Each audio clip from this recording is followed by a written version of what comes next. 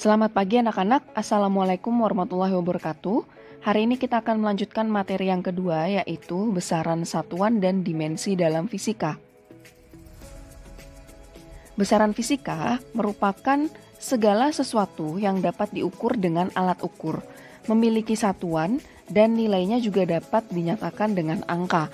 Contoh, misalkan kita ingin mengetahui besaran panjang, maka kalian mengukurnya menggunakan alat ukur mistar atau penggaris. Tentu penggaris tersebut punya satuan, yaitu dalam sentimeter, dan nilainya kita dapat melihat dari hasil pengukuran.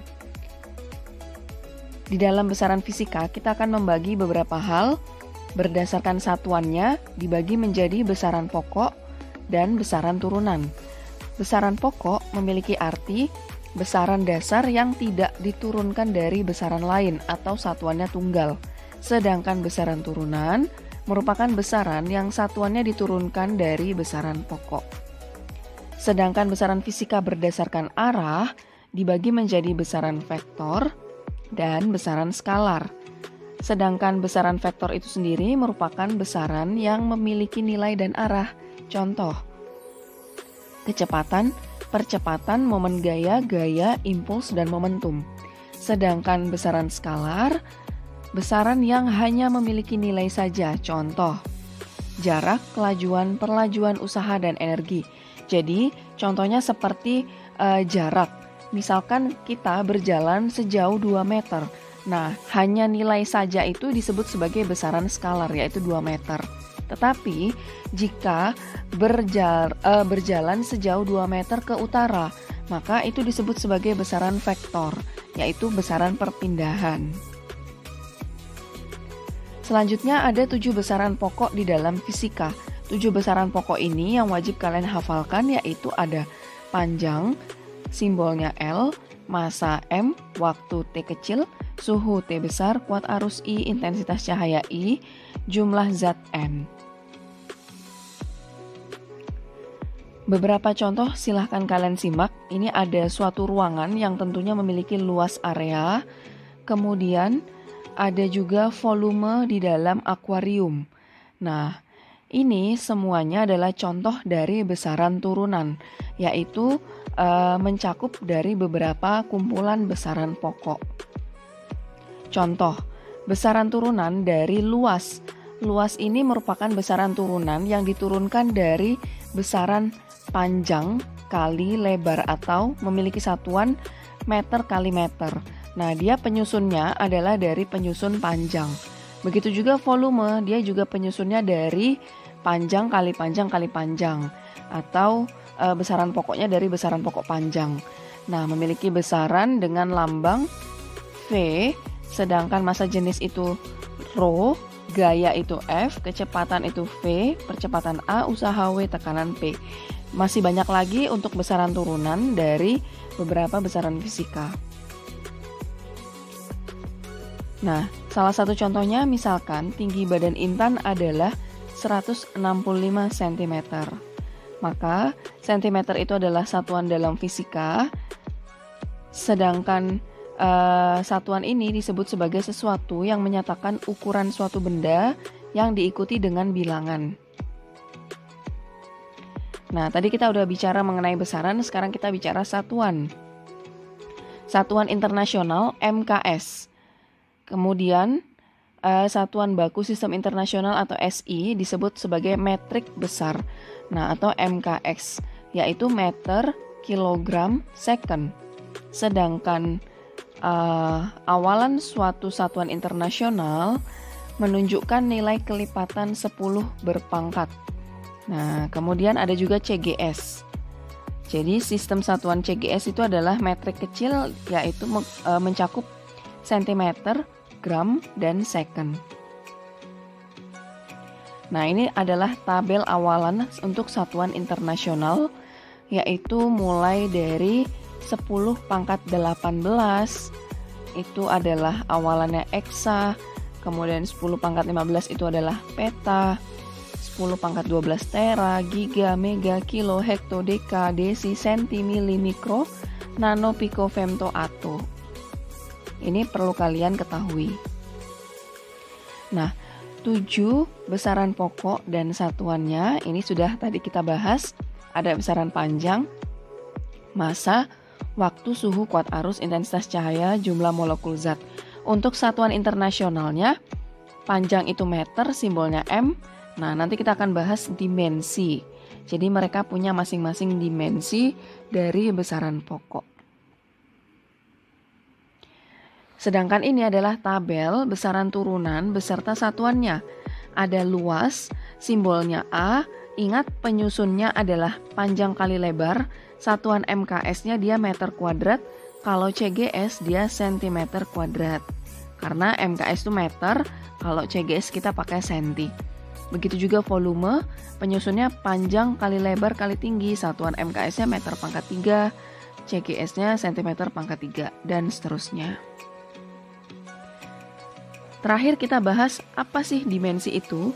Nah, jadi dimensi ini merupakan cara penulisan suatu besaran dengan menggunakan simbol lambang dari besaran pokok. Sehingga kalian harus hafalkan simbol-simbol dari besaran pokok. Nah, cara penulisan dimensi pakai tanda kurung, tanda kurungnya kotak. Contoh, ini adalah dimensi dari besaran pokok. Panjang, dimensinya L besar atau dalam bahasa Inggris length, massa mass M besar, waktu time T besar, kuat arus I, suhu theta, intensitas cahaya J, jumlah zat N. Nah, ini adalah simbol-simbol besaran pokok yang memiliki dimensi. Nah, sekarang kita akan menganalisis dimensi, yaitu merupakan suatu cara untuk menentukan satuan dari suatu besaran turunan, dan kita juga bisa menganalisis benar atau salahnya suatu persamaan fungsi dimensi. Cara menentukan dimensi, contoh.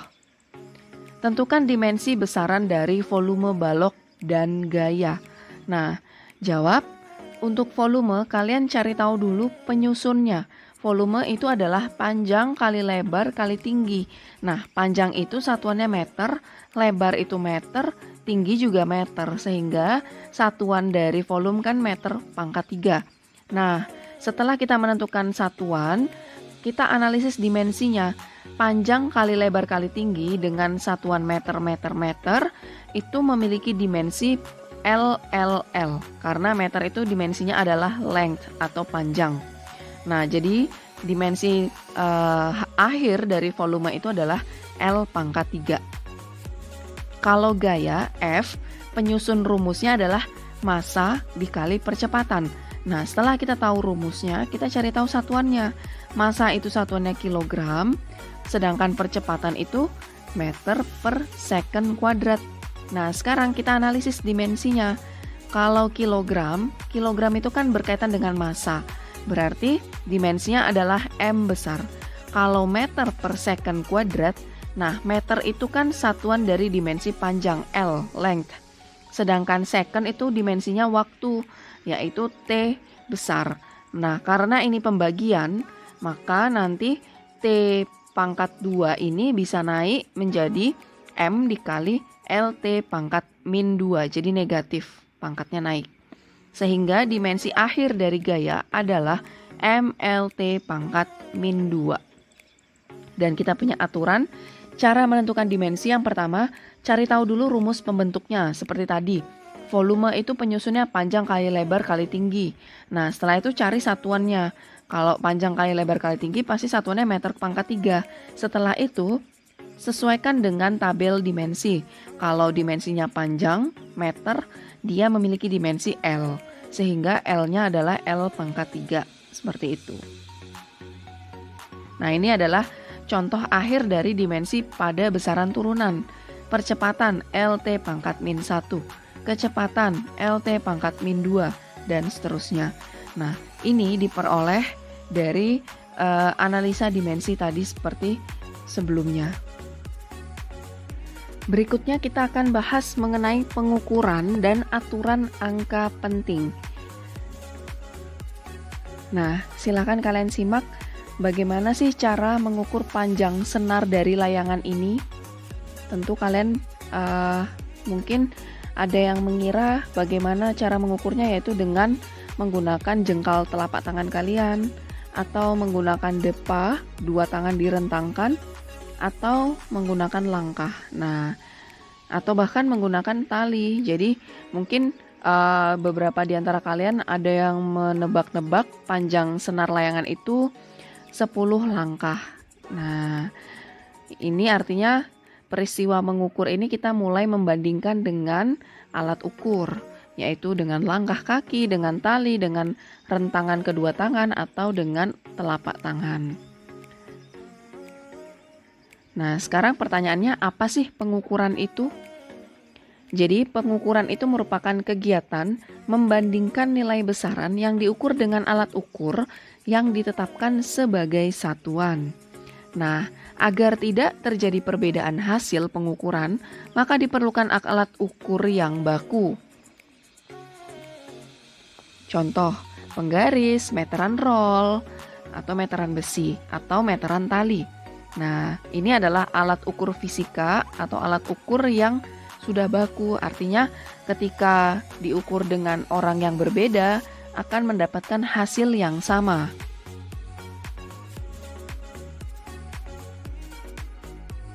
Sekarang kita akan bahas aturan angka penting. Nah, angka penting ini merupakan angka yang diperoleh dari hasil pengukuran yang terdiri atas angka pasti dan angka taksiran yang sesuai dengan tingkat ketelitian alat ukur yang digunakan. Oke, contoh, ini ada mistar atau penggaris dalam sentimeter, kemudian mengukur benda. Nah, kalau kita lihat di sini terbaca sekitar 2,5, tapi panjangnya penggaris ini masih lebih dari 0,5 cm. Lalu bagaimana membacanya?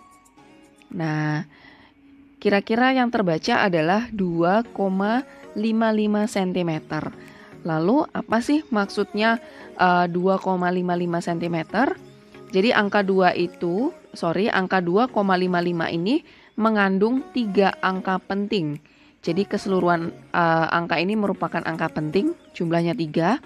Tetapi yang warna hitam 2,5 itu adalah angka yang terbaca di mistar ini, yang terbaca pasti ukurannya, yaitu pasti lewat dari 2,5. Sedangkan yang berwarna merah 5 itu merupakan angka taksiran atau angka yang diragukan. Jadi kita mengira-ngira lebihnya ini adalah 0,05 cm. Nah, kita punya beberapa aturan angka penting. Yang pertama, semua angka selain angka 0 itu merupakan angka penting. Contoh, 37,5, 3 angka penting. 836,5, 4 angka penting. 5,5, 2 angka penting. Sedangkan yang kedua aturannya adalah angka 0 yang terletak di antara angka bukan 0 adalah angka penting. Nah, contoh, 0-nya di antara 2 dan 5, berarti 0 itu masuk ke dalam angka penting. Jadi total angka pentingnya ada 4. 75,006 total 5 angka penting. 50,5 ada 3 angka penting. Yang ketiga, untuk bilangan desimal, angka 0 yang terletak di belakang setelah bukan angka 0 adalah angka penting. Contoh, 3,00 artinya ada 3 angka penting. 6,0 artinya 2 angka penting. 50,50 4 angka penting. Jadi 0 di belakang koma itu masuk dalam angka penting. Nah, yang keempat, untuk bilangan desimal yang angka 0-nya terletak di kiri tanda koma dan sebelum angka bukan 0 bukan angka penting. Contoh, 0,2. Jadi 0-nya di depan angka koma, maka yang termasuk angka penting hanya angka 2, yaitu terdiri dari 1 angka penting. 0,0030, ingat, 0 di belakang angka bukan angka 0, dia masuk angka penting. Jadi angka pentingnya ada 2, yaitu 3 dan 0 di belakang angka 3. 0,0600, jadi dia mengandung 3 angka penting, yaitu 606. Nah, yang terakhir, semua angka 0, baik itu puluhan, ratusan, ribuan, dan bukan bilangan desimal, dan letaknya di sebelah kanan angka bukan 0, dia bukan angka penting kecuali ada tandanya. Nah, Contoh 125.000. Karena tidak ada batasan angka penting, maka di sini 125 itu adalah angka penting, terdiri dari 3. Sedangkan 000 itu bukan angka penting. Jika 125.000 dikasih batasan garis di bawah angka 0, maka 0 itu adalah masuk angka penting. Jadi 125 0 memiliki 4 angka penting. 1,25 dikali 10 pangkat 5. Maka di sini 1,25 itu adalah 3 angka penting, sedangkan 10 pangkat 5 itu bukan angka penting. Contoh, apabila ada data pengamatan 0,0000 sekian 56, maka ini memiliki 2 angka penting, sehingga kita menuliskan notasi ilmiahnya adalah 5,6 dikali 10 pangkat min 9. Oke, sekarang kita lanjut notasi ilmiah. Jadi notasi ilmiah ini merupakan cara para ilmuwan untuk memudahkan dalam menuliskan angka yang sangat besar atau bahkan angka yang sangat kecil. Misalnya massa bumi, matahari, ukuran elektron, atom, neutron, itu kan ukurannya sangat kecil. Maka dalam penulisan kita perlu yang namanya notasi eksponen atau notasi berpangkat. Contoh, 5,6 dikali 10 pangkat min 9. Tentu ini ukuran yang sangat kecil kalau dia dalam kilogram. Tidak mungkin kita menuliskan desimal yang cukup panjang. Nah, jadi dengan bantuan notasi ilmiah, ini memiliki 2 angka penting, 5,6. Sedangkan 10 pangkat min 9 itu adalah notasi eksponen. Nah, ini adalah contoh-contoh notasi eksponen. 10.000 kita bisa menuliskan 1 dikali 10 pangkat 4. Karena dia bukan desimal, maka pangkatnya positif. 1000 1 dikali 10 pangkat 3. 100 1 dikali 10 pangkat 2. 10 1 dikali 10 pangkat 1. Sedangkan 1 itu adalah 10 pangkat 0. Kalau dia dalam bentuk pembagian, maka 1/10 itu setara dengan 0,1. Atau kalau kita buat perpangkatan eksponen, maka 1 dikali 10 pangkat negatif 1. Kalau 1/100, nolnya ada 2, maka ketika dibuat pangkat pangkat eksponen, dia akan menjadi 1 dikali 10 pangkat min 2. Kalau 1/1000, 10 pangkat min 3, dan seterusnya. Nah, kita akan bahas aturan pembulatan. Aturan pembulatan ini, jika angka terakhir lebih besar dari 5, maka dibulatkan ke atas. Contoh, 2,527 menjadi 2,53. Angka 7 yang berwarna merah itu letaknya adalah berada di atas angka 5 batasannya, maka dibulatkan ke atas sehingga 2,527 akan menjadi 2,53. Angka 2-nya akan dibulatkan ke atas. Nah, kalau angka terakhirnya lebih kecil dari 5, maka dibulatkan ke bawah. Yaitu contoh 2,523 menjadi 2,52. 3 itu di bawah angka 5. Sehingga angka sebelum 3 nilainya tetap. Lalu bagaimana jika angka terakhir itu juga sama dengan 5? Contoh 3,425. Nah, 5 itu sudah sama dengan 5. Tapi kita lihat angka sebelumnya, yaitu angka genap. Maka dibulatkan ke bawah atau tetap, sehingga pembulatannya adalah 3,42. Jika nilai sebelum angka 5 itu adalah angka ganjil, maka dibulatkan ke atas, yaitu 3,435 menjadi 3,44. Oke, sekarang kita akan belajar bagaimana cara operasi hitung angka penting. Ada 2 aturan, yaitu aturan penjumlahan dan pengurangan. Di sini contoh 35,572. Angka terakhir di belakang angka 7 itu adalah angka 2.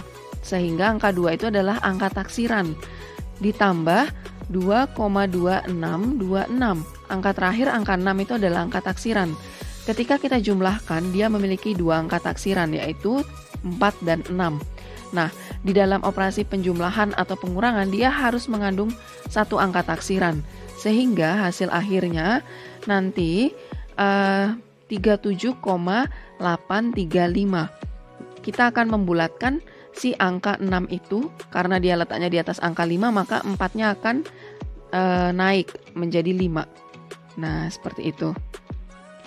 Sedangkan pengurangan juga sama, 385,617. 7 itu adalah angka taksiran, dikurang 13,2. Nah, 2 itu angka taksiran, sehingga posisi angka taksirannya berada di 4 dan 7 kalau kita tarik garis. Nah, karena pengurangan ini juga harus mengandung satu angka taksiran setelah dilakukan pembulatan, maka hasil akhirnya adalah 372,42. Ingat, angka satunya tadi dibulatkan menjadi 2, karena di belakang itu adalah angka 7. Lalu bagaimana dengan perkalian dan pembagian? Kalau perkalian dan pembagian sangat mudah, cukup dibulatkan menggunakan angka penting yang paling sedikit.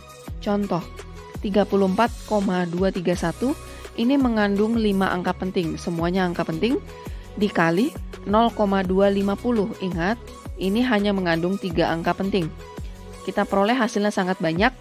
Nah, kita akan mengambil hasil akhirnya itu dengan mengandung angka penting yang paling sedikit, yaitu 3. Nah, maka dari 8,557750, kita cukup menuliskan 8,56 dengan hasil akhirnya itu sudah dibulatkan dari angka 7 tersebut, sehingga 8,56, 5-nya dibulatkan menjadi 6. Begitu juga dengan pembagian. Nah, contoh 46,532 dibagi 200. Ingat, yang 46,532 5 angka penting. Kalau 200 tidak ada garis bawah, maka dia cukup satu angka penting. Sehingga nanti hasil pembagiannya 0,2326 cukup ditulis 0,2, dan itu sudah dibulatkan dari 3. Karena 3 itu letaknya di bawah angka 5, sehingga nilainya tetap 0,2. Dan ini mengandung satu angka penting sesuai penyusunnya. Oke, sekian, terima kasih untuk materi hari ini, mulai dari besaran satuan, dimensi, hingga bagaimana cara operasi bilangan pada angka penting. Materi berikutnya, kita akan belajar bagaimana cara membaca alat ukur. Sekian, selamat pagi anak-anak.